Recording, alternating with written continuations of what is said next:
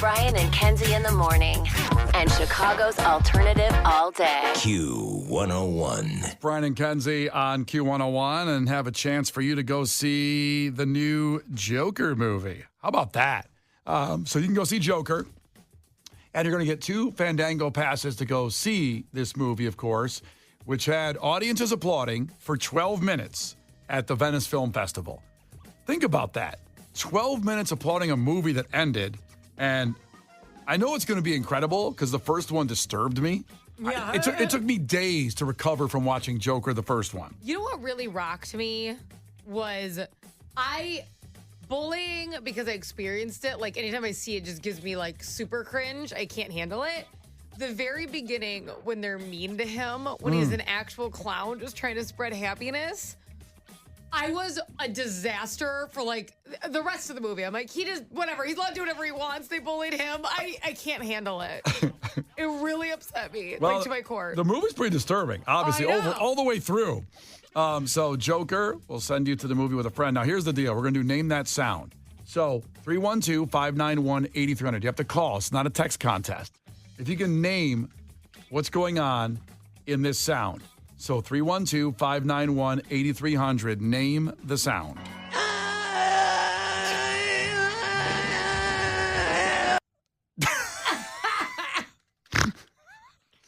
All right, call one more time. I need to hear that again. Oh, yeah. Name the sound. I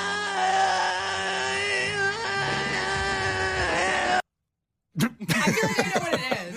What do you think's going on there? I'm excited. I feel like I got it. Yeah? Yeah. All right, 312-591-8300. I don't want you to guess because you might get it right. I know. I don't want that happening. We'll get a few callers, and then we'll vibe out with that. See if I'm close. 312-591-8300. Name the sound.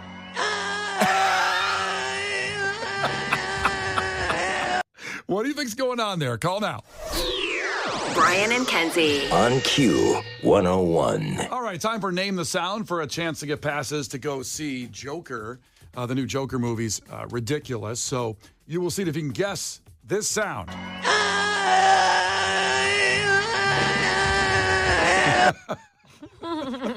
right, 312-591-8300. Tino's checking in. Tino, ahoy. Name the sound.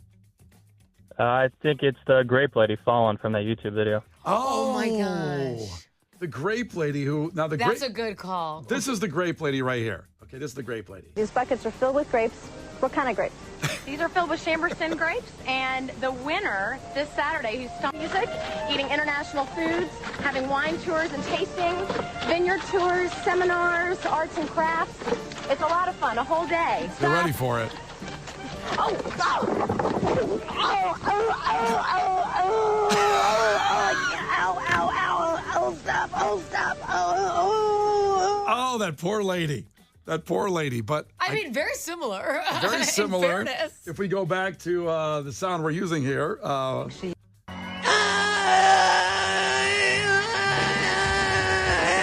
Really good guess. Really good guess, but is not correct. I'm so sorry, but thanks for checking in.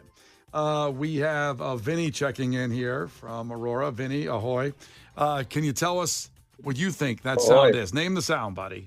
Electrocution by either a taser, electric fence, or a dog collar. Very specific. Yeah, kind of like back in the day we had the flying machine guy who got electrocuted. Oh, man. 48 miles per hour. Come on, baby. Oh.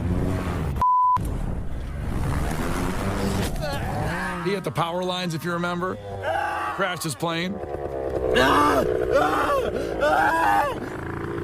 Oh, it went on and on. We have a lot of painful screams on this show, I'm starting to realize. More than I thought. More than I thought. That is not right. So sorry. Case, who's left on the take here? Oh, Case is actually on the phones right now? Yes. Okay. Probably getting more guesses. Well, listen, 312-591-8300. Name the sound. Here it is one more time.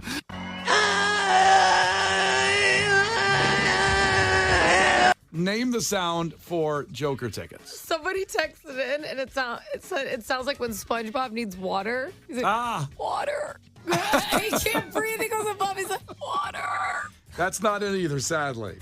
312-591-8300. We'll tell you after Beach Bunny, and we'll get to it.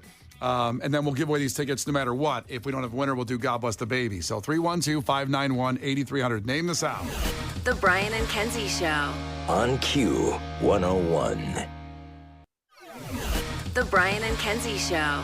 On Q101. Brian and Kenzie on Q101. That is Beach Bunny. We are naming the sound. You are for Joker tickets for the new Joker movie. And this is the sound. And Nick's checking in from the north side. Nick, ahoy, what's going on?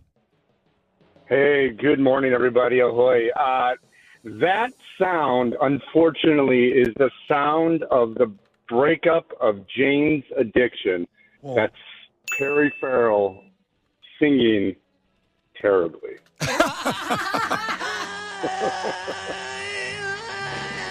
That is exactly right. The mountain song he's singing, what is he singing? What do you think he's singing? Well, I think he stubbed his toe. that's absolutely the song he was singing when the meltdown happened. And first, I'm going to put you on hold, so hang on. You've got the tickets. You're going to go see Joker, man, and we appreciate you.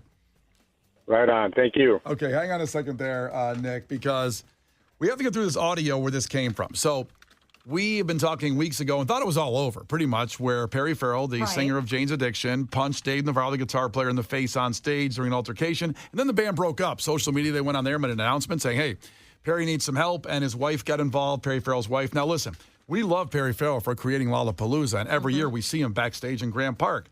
And I was super looking forward to this Jane's Addiction show, being someone back in the day, of course, enjoyed that band so much and haven't seen them. They haven't had the original lineup together in 30 years. So that happened a few weeks back on stage where Perry Farrell punched Dave Navarro in the face. And it came out later that it was because the sound on the stage was too loud. And so that is the sound, name the sound today, is the actual sound from Perry Farrell's inner ear monitor. So that's what, he was singing. That's the actual audio, because we're going to get to the guy. Ironically, the fight wasn't about that being too loud. Right. That's not what it was about. Now, this comes from a podcast from Dave Navarro's Guitar Tech, which is really funny that this guy has a podcast of his own. Yeah. And he talks about the audio and the situation that happened on stage to explain it better to everybody of what really happened on stage that caused this fight between Perry Farrell and Dave Navarro, and guys that have been friends for 30 years, at least mostly, and getting back together to do this whole tour. So here's Perry Farrell, the meltdown on stage. He released the actual audio from it because, being the guitar tech, he has this audio available. And he released it all. And so here it is leading up to the fight where Dave Navarro gets punched in the face. It's the actual audio feed right here, moments before he punched Dave Navarro. This is the isolated vocal track from his microphone. So it's his mic. It's his just his mic. Yeah, This is mic. Mm-hmm. You can hear the band a bit in the background. Yeah. He's in the wrong spot.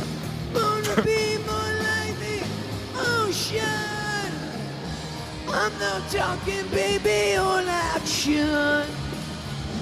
No, I'm talking wrong spot. all action. Stop.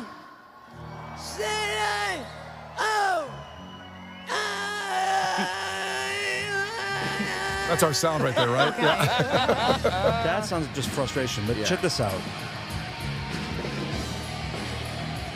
These motherfuckers.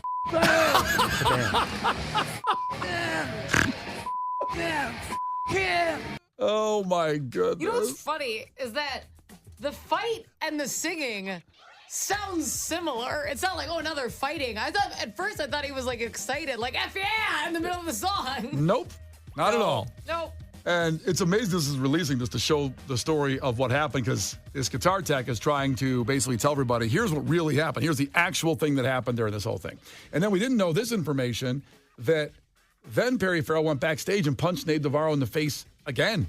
Jeez. Actually connected on that one. And the audio is still connected to him, so his mic is still connected. And this is the guy, the guitar tech, describing it and then playing the audio. But now this is something that we're going to talk about that no one in the public knows yet, but they need to. Right. After the altercation that's on video, Perry punches Dave in the face again backstage. Hasn't been talked about. I'm sure you know this at I this know point. about it. Now, no one in the band is going to come out and be like, listen, this guy, he punched me, he punched Dave, whatever. Right. But I'm upset about it because when you see people spinning it or Etty being like, focusing on Eric punching Perry twice, like saying they're cheap shots. Cheap shots, yeah. It's just. I'm not sorry the case, if someone goes after my friend and I defend them, those aren't cheap shots. It's called defense. And also, your husband threw the first and the last punch of the night. Right. We actually have it on this recording here. Here's Dave.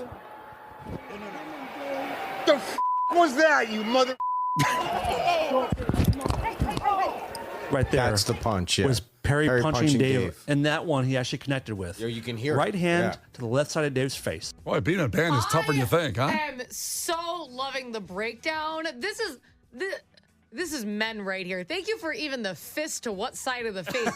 When I ask you, Brian, for details, this is what I'm talking about. This is what I mean. Yeah.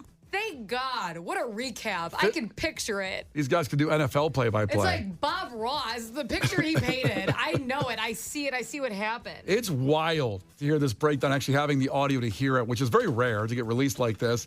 And he's trying to set the record straight on how people are talking about Jane's addiction and saying whose fault it really is. And obviously this guy is Dave's guy, so he's putting it on Perry Farrell that it's all his fault and his wife's fault and how they've controlled the narrative of what happened from this fight on stage. Yeah, so. I know he's Dave's guy, but we have the audio. And the audio is not very kind to Perry. No, it's it's kind of one of those deafening, but we have the audio, you see. I got to side with Dave after he gets attacked on stage. He has every right to go up to Perry backstage and go, what the F was that? And then he got punched again. That's the most fun part of this thing. I know. That, usually someone has a breakdown of like this and they're backstage, look, man, I'm sorry. I'm in the wrong. My bad. Emotions got the best of me. It happens to everybody. And don't you think he was probably ready for that? He's like, let's go talk about this. He gets punched in the face again. Let's go to the green room. I get it. Let's all come to bam. Yeah. There's some cheese cubes left. There's some catering here. Let's just sit down. I don't want to be this person, but I heard the audio. And I don't think the guitar was too loud. The Brian and Kenzie Show. On Q101. Brian and Kenzie on Q101. That is Green Day for Bill in Palatine, who also was calling up for the Tyler Joseph Lounge coming up. Wanted in there, wanted some music that would help him get through. And that song Jaded at the end, certainly if you're dialing, that's some frantic music to listen to. So, Bill, yourself, and also all the people of Palatine, thanks for trying to call in and break our phone lines here. Now, we have a bunch of people on hold for 21 Pilots' Tyler Joseph performing in our lounge on Wednesday. The only way to win.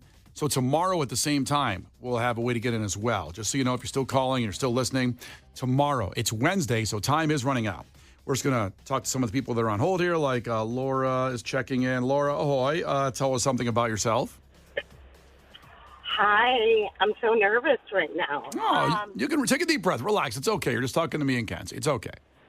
Hi, guys. I'm Laura from Chicago. Just dropped my son off at school. Cool. And we're dying to see this very intimate show.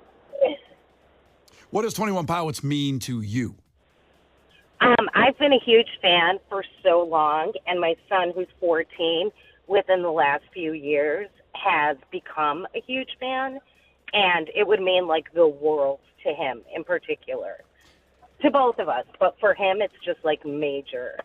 Yeah, it's cool when you see having a kid at that age, like getting into the first band that they worship, and maybe that's a strong word, but that's what it becomes. And certainly a lot of people out there with 21 Pilots, and it's cool to see that spark in music in your child that you have too. Oh, he would die. Like he would die. It would be amazing for him. Oh, we want him to live. Yeah, that'd be terrible. We don't want that. He couldn't make it to the lounge if that happened. Because you're in. You're going. This is crazy. Oh, my God. Thank you so much.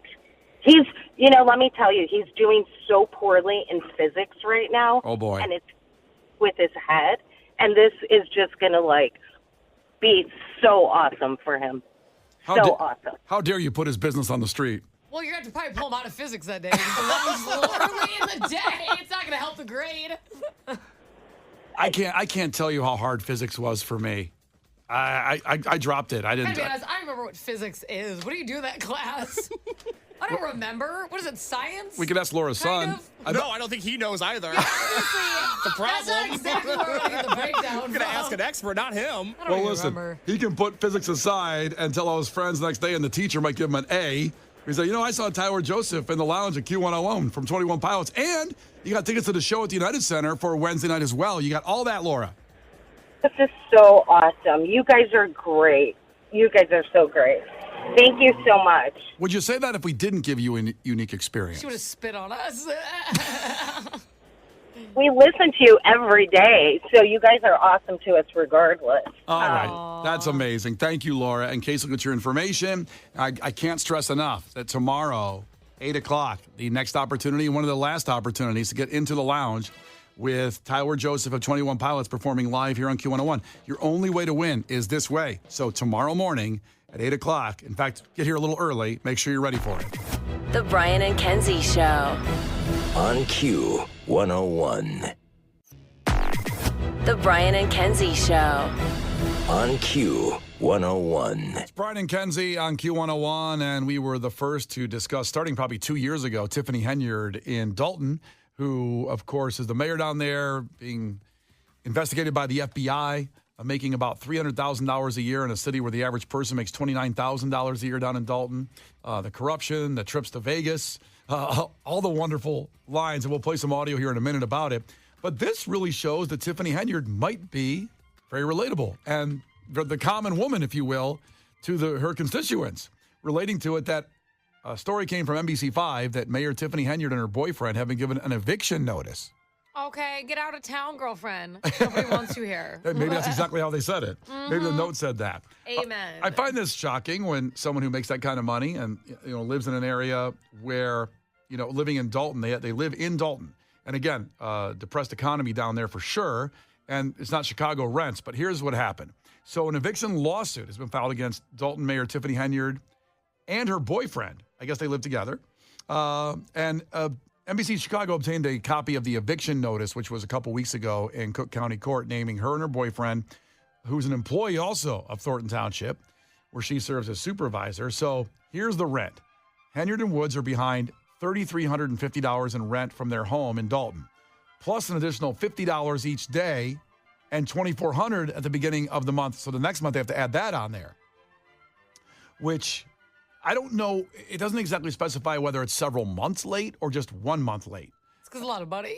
So either way. Well, I don't think you'd get an eviction notice if you were 1 month late. That's true. Let me look up. I'll look it up right now how long. Usually takes several weeks or several months, before they kind of say, hey, you got to get out of here. Because they want their money. The landlord eventually just wants their money. If they kick you out, they're getting nothing, That's so true. And she's obviously the probe of several lawsuits going on with the federal grand jury investigation that began a year ago, November, and still in office, though. All the investigations, the FBI involved, but still in office. But I just found that hard to believe when someone makes $300,000 a year and is behind on rent. Perks. A lot of perks in there. Yeah. So that's what's crazy is all the money that she's getting, which is like egregious, and what is she spending it on? It's not even towards rent. Rent is the first thing. When the check comes in, your paycheck, okay, let's take care of rent. That's insane. Let's get that done. Now, where does she live? Does she live in Dalton? Yeah, she has a home on Harvard Street in Dalton. So eviction notice going out there. It'll come up if I look up her home. Well, what? I got to be so curious about the pictures of that home and going inside. Like I love going on Redfin and looking at all kind of stuff, looking at other people's homes, like Michael Jordan's house. Well, that's what I'm saying. This has to be a nice house, wouldn't you say? I guess so. So her and her boyfriend, and I don't, listen, her boyfriend's probably making an exorbitant salary too because it's her boyfriend and she takes care of her people down there in Dalton. I'm sure he's employed. It's like her right-hand man or something. So it's my personal security, and they make $500,000 a year. Right. So that's the latest on Tiffany Henyard as we follow this case all the way through that she could be evicted. Maybe that's the first step. All the dominoes, every time I think a domino's going to fall, and then it doesn't, and she's still there. Well, think about how much control and how much power she's had. There's a lot of dominoes that have to fall for anything to matter. Didn't you envision, by the way, like I did, that she was living for free somewhere? Yes. Of course, like yeah. I kind of like the president gets to live in the White House. Yeah. The mayor gets like a home. Yeah, they usually get something. I know Mayor Daley, I don't know where our current mayor lives, but I know Mayor Daley had a house over there not far from Sox Park. Taken care of, though, that they don't have to pay for? I think he paid for his house, but I'm sure they had other homes that were free. Or they could live somewhere. Like, I always picture there's a cot in a side room at the Capitol, and they can kind of just go live in there if they want to. I don't know. I just picture Tiffany Henry living free. And also, is that rent in that home? Is that pretty good rent for Dalton? $3,350? That's a lot. I mean, it's a house. It's a house. I mean, that's like Chicago, like downtown, nice apartment rent, though. Right. This is Dalton house rent. Right. $3,350. Because you usually get a deal when you're not like in the heart of the city. It's Yeah, better. yeah. Like, that's a lot. So we'll follow this story and see if she ends up getting evicted. I mean, isn't this kind of good news, though? Like, just get her out of Dalton. I know, but everything seems like good news and nothing happens. It just kind of gets sloughed under the rug. Oh, it's going to happen. I don't know. mean, don't you think after the Diddy house raids, he's like, ha-ha. And then, no. Whoa, look at this. That's exactly what I said on the Diddy house raids. Ha-ha, I'm fine. Everything's going perfect. And it took several more months before anything came to fruition. Yeah, because it takes a long time to gather all this information. They like that stuff like airtight when they do it. Yeah. You know? Brooke checked in, says there's a property manager in Skokie, and they serve 5-day notices to tenants who are 1 day late on rent. Damn. 1 day. If not paid within those 5 days, they send them to our attorneys for eviction. Good heavens. So Cook County can be like 1 month delinquency. Well, that's pretty fast. That's really fast. Like, haven't you ever just forgot? Oh, yes. Before there was auto pay, I forgot to pay rent all the time. What are you talking about? And also, I waited till that last day. I know Case was, I think you were with me on that one. No, I pay my rent as soon as possible. That's right. You used to yell at me about this. Yeah, I think it's bizarre. You have to pay it anyways. What good is a day to wait? I want the money in my hand. Even though it's in the bank, it's not in my hand. You want to see it first? Yeah. I just smell it. I just want to look at it one time before it goes out of the window. Yeah. I get it, Brian. I used to wait till the last minute, end of that day before I'd pay rent every time. Just look at it, rolling it. Yeah. Do the Tupac picture in the tub. I get it. Yeah, come on. Just let me just have this money a little longer. So we'll keep you posted if Tiffany Dalton ends up getting, of course, evicted. Reminder, of course, she was the winner of our Piece of Garbage Madness in March, the champion as one of the worst people ever. Hey guys, this is Super Mayor Tiffany A. here. Y'all forget I am the leader. They want to hear from the mayor. If y'all ain't learned that yet, the mayor, not the trustees that don't do nothing. Still don't have a comment. Sir, you're a trustee. Well, once again, I don't have a comment. Only judge when you got both sides of the story, not one-sided narratives, which is negative narratives in the media. All the trustees walked out because they couldn't have their way, and that's not how government works. Some of those charges are for you, though. No, sir. You didn't go to Las Vegas? What is that, by the way? What is that? Brian and Kenzie in the morning. And Chicago's alternative all day. Q101.